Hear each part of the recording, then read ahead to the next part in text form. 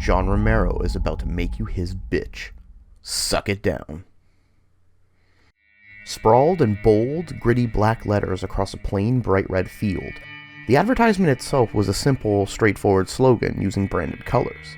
The splashes of black, most notably around the central text and in the Ion Storm icon located in the corner, were possibly included to allude to Japanese calligraphy, with its thick brushstrokes and ink splatters acting as the only accents on the entire image. If it was an attempt to convey the look of a message written with fresh, wet ink, it was a fitting reference given the game's characterization and overall plot. And while these words weren't the opening salvo that introduced Daikatana to the world, they were arguably the ones that solidified its reputation, as well as that of creator John Romero's, as arrogant and self-aggrandizing, and they would eventually come back to haunt both of them. However, despite their simplicity, the message itself spoke volumes. Daikatana was supposed to be unlike any other game out there at the time. It was going to be gritty and visceral, bloody and violent. It would be an experience that was meant to brutalize and to eviscerate. Daikatana wasn't supposed to be your typical game. It was supposed to be the bad boy of first-person shooters. It was a huge middle finger up in the air for everyone to look at, filled with anti-establishment vigor that fueled the creation of Doom and changed the landscape of gaming. By evoking the trash talk that Romero made famous during the heyday of Doom's death matches, it was promising to recapture the magic that id Software had struck when they released Doom for the first time in 1993. Everything Romero touches turns to gore and gold, wrote a Times Magazine article hyping up the new flagship franchise of Ion Storm, the company that Romero founded following his exit from id. And when you have the honor of not only being one of the geniuses behind one of the most popular video games of all time in the form of Doom, but helped create an entire genre of video games, making a statement like that at the time didn't quite seem as outlandish as it sounds now. The trouble is that the game's history hasn't quite played out that way. As much as Daikatana was meant to be the edgy alternative to its contemporaries, all it did was cement its own legacy as the infamous flop that it's known as today. Daikatana turned out to be one of the industry's biggest blunders. Originally slated to be released for Christmas of 1997, a mere 7 months after Romero's initial design for the game, it had faced a landslide of issues, ranging from technical limitations to production problems, not the least of which was Romero's decision to change the game's engine from Quake to Quake 2 midway through development. When it finally did release in May of 2000, 4 years after its original announcement, it was received less than enthusiastically by the gaming audience. Panned by reviewers, with its major features being lambasted and it being derided as a buggy mess, it sold a mere 25,000 copies within the first 6 months of its release, and received its final patch, version 1.2, in September of that year. A year later, Ion Storm's Dallas office would close, and Daikatana would lose any further official support. Romero released the source code to members of the community shortly after. The next Doom, this was clearly not. Daikatana is now perhaps best known as one of the strongest examples of how a game's reputation can precede itself. It has become synonymous with bad design, poor choices, and dated technology, and its follies are carried on through the power of word of mouth and online discussions. It has become a sort of legend in its all right, albeit for all the wrong reasons, and its mystique makes it relevant even to this very day, usually as a lesson as to what happens when egos get too big to be constrained, and when game development goes off the rails. But there's another side to Daikatana, one which most people aren't really aware of, and that's the side where this is a video game that, despite its reputation, has still managed to win over some fans who have either overlooked its flaws and have come to accept the game for what it is, or are legitimately unbothered by them enough to accept the game as more than the sum of its parts. Here's the truth of the matter: Daikatana is not nearly as bad as its reputation makes it out to be. That is, with a couple of caveats, but more on that later. Daikatana's biggest flaw is that it's so intrinsically and irreversibly tied into its own legend that it's never really had a chance to become that cult game that perhaps it could have had things turned out a little differently. Nowadays, the game is rarely touched because its name is enough to discourage any engagement with it, and this ends up perpetuating the myth that Daikatana is truly as horrendous as it's made out to be. What ends up happening is that there's an entire audience that's prevented from experiencing what is otherwise a fairly decent shooter for no other reason than their own preconceived notions. In that sense, Daikatana is the proverbial poster child for what happens when a game's reputation gets out of hand. But don't misunderstand me here, Daikatana is at its very best a mediocre game. But there is something to be said about the sort of things that it attempted to do and how that coincides with what it actually managed to get right. Because believe it or not, there are a few things that the game actually does do fairly well. It's a game with interesting ideas, but is ultimately crippled due to its terrible execution of those ideas, as well as the promises that it had failed to uphold. In essence, when you discuss Daikatana, there are two different games that you're actually talking about. One is the game that unfairly languishes under the weight of its own scapegoating. The one that, while riddled with some terrible design decisions, is nevertheless a decent shooter that manages to offer a fun excursion through its own creativity. The other is the more prominent one. That one's the myth of Daikatana, the game that very few have played, but most have heard about, and that builds itself up through preconceived notions and a reputation that's passed on through word of mouth. This is the Daikatana that I would wager most people are familiar with, and it amazes me just how much of that reputation is what simultaneously keeps this game both relevant in a modern setting, and simultaneously acts as a gatekeeper that takes a potential audience away from it because, let's face it, with the number of games that we have at our disposal these days, why would you want to waste your time playing something that everybody says is just so bad? And that's the problem when you deal with something whose reputation precedes itself. It's often the myth that drives discourse, and the reality of the matter is swept aside to coincide with the narrative.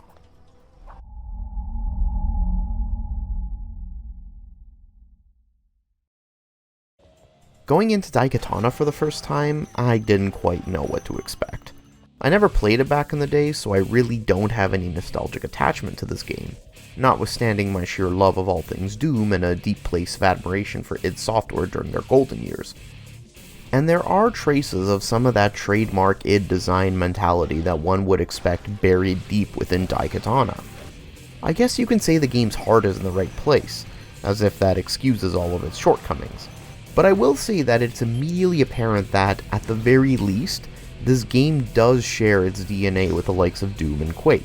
It's very much a product of the late 90s in its approach to level design, gameplay, narration, score, and, above all, experimentation with its design motifs. It bears the same style and flair that you would expect from what we now call old-school shooters, and Daikatana really does represent what that genre used to be before the marketplace was saturated by modern military-themed games. The time period that oversaw Daikatana's development was one where experimentation was still the norm for the entire genre of first-person shooters. Developers were constantly trying to find new and innovative ways to make their games stand out, whether it was new technological horizons, facets of gameplay, or narrative delivery. Half-Life's emphasis on strong narrative, thanks in a large part to its mastery of immersive environmental storytelling, as well as its tightly designed AI, took the world by storm in 1998. That same year also saw the release of Tom Clancy's Rainbow Six, a tactical shooter whose emphasis wasn't on running and gunning, but instead on planning and executing complex tactical maneuvers with a squad that could easily be felled by a single wayward bullet, which forced the player to take things slow and think about each one of their actions. And had it not been for the efforts laid out by Quake in not only pushing the technical boundaries of the then modern hardware with its revolutionary id Tech 2 engine, but also in helping pave the way for competitive multiplayer through its online deathmatch system, it's highly likely that the FPS would look radically different today. Bunny hopping, rocket jumping, and strafe jumping all trace their origins back to Quake and its online deathmatches. From GoldenEye 007 to Turok Dinosaur Hunter, Hexen, and beyond, it seemed like every single shooter that came out during this era of early 3D graphics had something new and unique to offer that helped it stand out from its competition. In that sense, Daikatana is no exception. It's a game that tried to innovate within its genre as much as its contemporaries did, albeit with far less successful results. The most notable and maligned of these features was the inclusion of AI sidekicks. Throughout the course of the adventure, the player is given 2 NPC companions that ostensibly aid them throughout the campaign. These companions are able to be issued commands by the player, such as being told to wait in an area or pick up some of the weapons or health items found throughout the game, and are also able to fight alongside you. They have their own life bars and follow the player throughout the level, even traversing some moderately complex obstacles on their own. However, these companions are far more often than not hindrances rather than legitimate help. Poor pathfinding and problem-solving abilities mean that more time is spent shepherding and babysitting them than should be necessary, as they tend to lose sight of the player and fall behind way too often. It forces you to backtrack in order to make sure that they're following, since levels, and even some of the map transitions, cannot be completed without having them in tow. Or worse yet, automatically failing a mission because one of your sidekicks has died. Daikatana also had a limited number of save games, which forced players to find consumable save gems in order to save their progress. These were hidden in the levels as secrets to be found, much in the same way that various power-ups and weapons were scattered about in other shooter games of this ilk. While I can see the argument made for it in that it does, in a sense, promote the same sort of level exploration and secret hunting that you get in games like Doom or Duke Nukem 3D, the fact of the matter is that Daikatana already has an ample amount of secrets and goodies scattered throughout its campaign. All that was accomplished by making save gems tied into these pickups was that the game's difficulty was artificially inflated. It meant that players would need to be far more conservative with their saving, or else run the risk of not having the opportunity to do so during some of the game's more dicier moments. Ink ribbons made sense for survival horror games. They make far less sense in a first-person shooter. Apparently the devs also came around to this line of thinking because they ended up including an optional unlimited save game mode in the 1.1 version of the game. These two facets of the game were arguably its biggest downfall. Rather than enabling the sort of run-and-gun gameplay that you would expect from a 90s shooter with an over-the-top story about magical swords and time traveling, you were instead subjugated to gameplay that was much more plotting. Players were required to play the game slowly and carefully, either because they were corralling their sidekicks towards the end of the level, or trying to keep them alive during firefights, or trying to conserve those save gems for moments that required them, rather than burning them needlessly. This was made worse by the fact that your sidekicks would consume the same medpack and ammo pickups that you would, making those vital resources all the scarcer. I also feel that this is a good time to mention that all of the footage you're watching right now was captured using the unofficial 1.3 patch for the game. It alleviated these issues immensely, most notably with your companions. And while their pathfinding is significantly improved, it still isn't perfect. You will spend a significant amount of time watching your companions stumble around the map and get lost when moving towards the stage exit. Aside from that, it does also offer widescreen resolution options, HD texture and glow map support, as well as significantly boosting the hit points of your sidekicks, provided you opt to use the default settings rather than make them invincible or turning them off entirely. While this update does make dramatic improvements to the game overall, it still isn't able to completely fix many of those fundamental issues that were panned during the game's original release. But not all of the game's design choices were as universally despised or poorly implemented. Daikatana includes a skill system wherein the player is able to increase his various abilities by gaining experience points. Naturally, this experience is gained by killing enemies. You can increase your health levels, your damage output, your speed, and so forth. While there is a noticeable difference in damage output and firing speed when you upgrade those particular abilities, the game can be completed by ignoring the system entirely. My initial thought was that the system felt more like an afterthought, since those bonuses aren't strictly necessary to work through the game. However, the way it works in tandem with the game's titular weapon gives it a lot more contextual sense, and I can understand why such a mechanic was included. More on this a little bit later. Conceptually, I can see why Daikatana was hated so much when compared to Romero's other body of work. Comparing the opening areas from other games that Romero has worked on to the opening area of Daikatana leaves one scratching their head. For example, compare this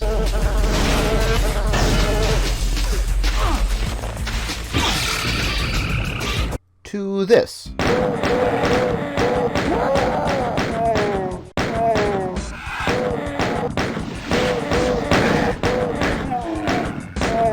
The overly long, exposition-heavy cutscene and swampy outset helps derail a real sense of action. It doesn't quite carry the sort of punch that you would expect from a game ready to make you its bitch. However, the game as a whole is actually a competent shooter, one that even borders on being quite fun at certain times. While the beginning of the game is so slow that, frankly, I would not really blame anyone that had decided to shut it off after the first level, The pace really does pick up a bit towards the end of the first episode, and continues steadily along until about the middle of the fourth. There truly is more to the game than swamps, giant flies, and frogs. It's just really hard to wash away the sour taste of a terrible first impression. But once you get beyond that first impression, the sheer creativity of Daikatana's level design really comes out in full force. The game is broken up into 4 chapters, with each chapter taking place in a different place during a different time period. A lot of effort has put into making all of these areas feel really distinct, and as a result, each area manages to make the game feel fresh. These set pieces, taking you from a cyberpunk dystopian Japan to medieval Europe, ancient Greece, and near-future San Francisco, each feature their own unique weapons, such as razor-edged discuses and staves that shoot snake venom in Greece, to science fiction weapons in San Francisco and Japan, to crossbows and magical rituals that let you summon a demon in medieval Europe. Likewise, enemies change in accordance to the environment that they find themselves in, with prisoners in Alcatraz being just as deadly as armored knights and deadly griffins in medieval Europe. And of course, certain weapons have greater effects on certain enemies, like the werewolves that you encounter in Europe that can only be killed permanently by the Silver Claw. While the weapons that you can get may feel limited to the fact that they are era exclusive, this actually masks the fact that Daikatana as a whole boasts a great deal of weapon variety. The weapons are quite imaginative and fun to use too. None of them feel like distinct reskins of one another, and all of them do feel useful in one form or another. I don't recall thinking that any of them were particularly bad or particularly disappointing. The one constant within the game is the titular Daikatana weapon, which Hiro possesses from episode 2 onwards. This all-powerful sword has the ability to change the past, and it seems grossly underpowered when you first begin to use it. But that's because it ties into a particular gimmick. The more you use it, the better it gets. The weapon gains experience points in the same way that Hiro does. As you slay enemies with it, it becomes more powerful. And by the time you reach the maximum level with the Daikatana, it becomes a formidable weapon indeed. However, doing so means that instead of Hiro getting the experience points, and thus leveling up as the game progresses, the Daikatana gets them instead. The Daikatana became my go-to weapon in many instances during my playthrough. While I found it a bit silly that it was still unable to kill werewolves even at max level, considering that it's supposed to be the ultimate blade of legend, it still rounded off my arsenal really nicely and it felt really solid to use. It honestly acts as the cherry on top of what is already a pretty deep arsenal.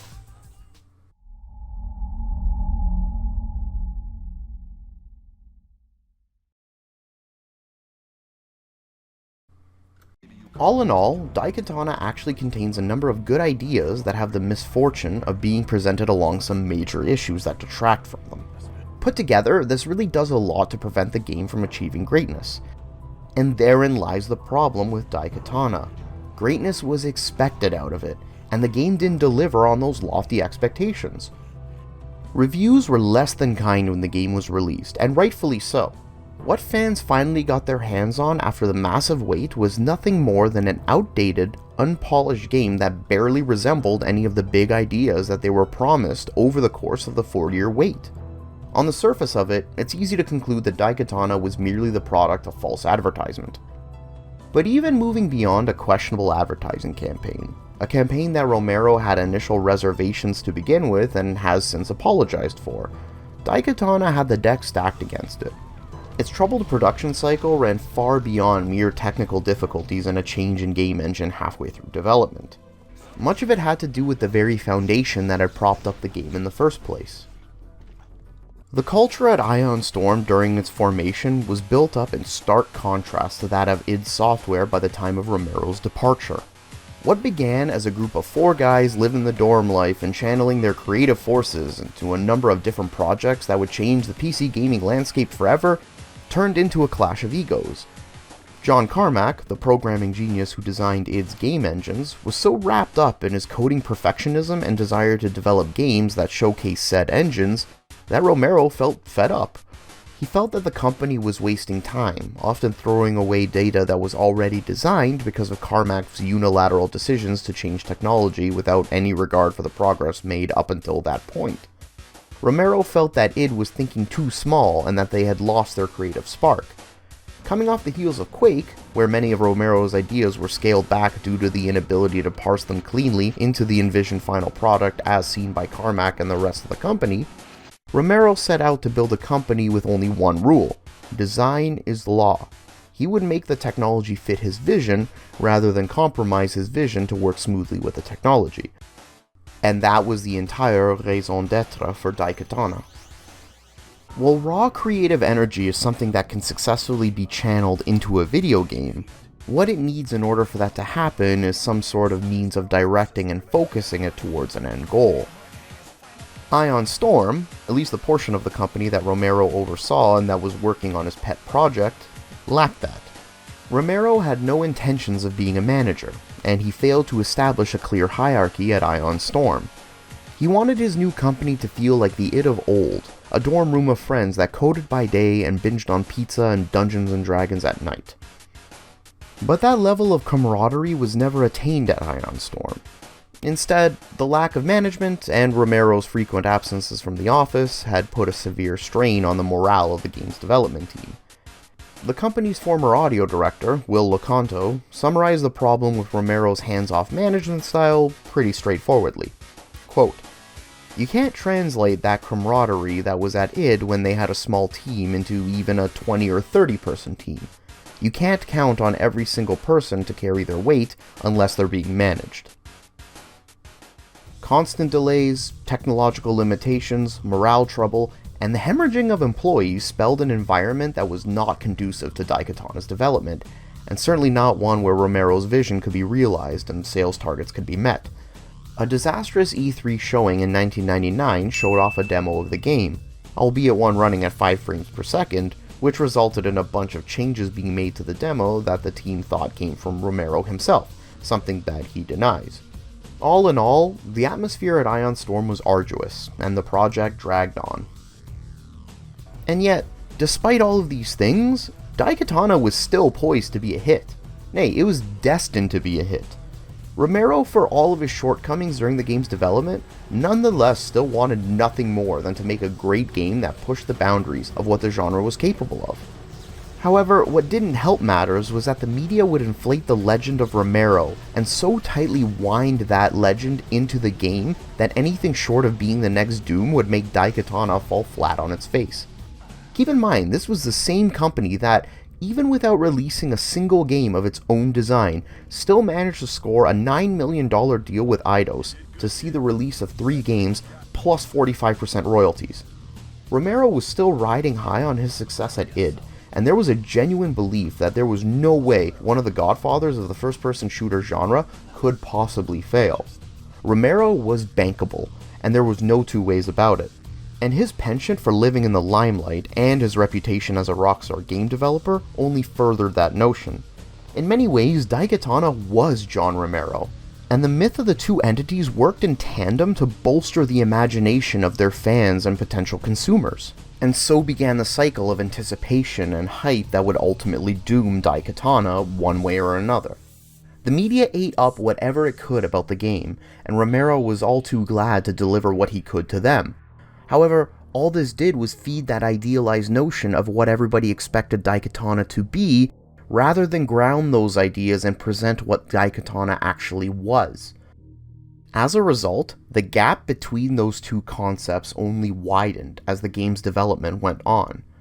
A Washington Post article from 2000 actually highlighted the disillusion that was growing by this point in time.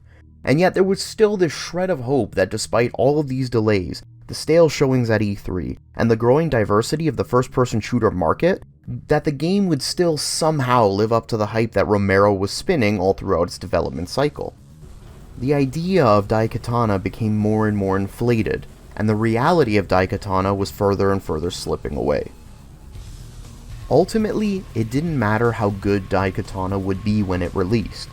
The idealized notion of Daikatana had gotten too far ahead of itself, and no amount of trying to bring that back to the ground would be able to salvage what had already become of the project. It would never live up to what was promised, and it was dubious that it would be able to eclipse its competitors. The game was buried before it even hit the store shelves, thanks to a perfect storm of a massive hype cycle that overpromised what it could be, combined with an arduous development that would fashion together a product that was massively underdeveloped. Despite boasting some ideas that were quite innovative, especially at that time, the consumer's understanding of Daikatana was so entrenched into that ideal that once separation occurred and people came to realize what the actual Daikatana was, the backlash was massive. All of the hype that was cultivated had turned into vitriol, and Daikatana's reputation, as well as that of John Romero's, was pretty much shattered overnight. Remember, the two entities were tied in together, so any failure that Daikatana would suffer would ultimately reflect on Romero. And as we've seen, it's pretty much done exactly that.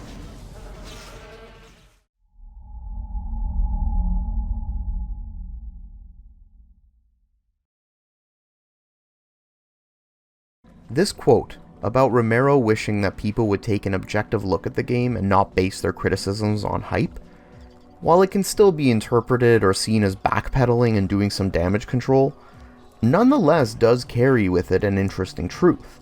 Because realistically, he isn't wrong. If you look at it objectively, if you look at it by its own merits, Daikatana fails in a myriad of ways, and ultimately many of its ideas, half-baked and poorly implemented, detract from the game as a whole.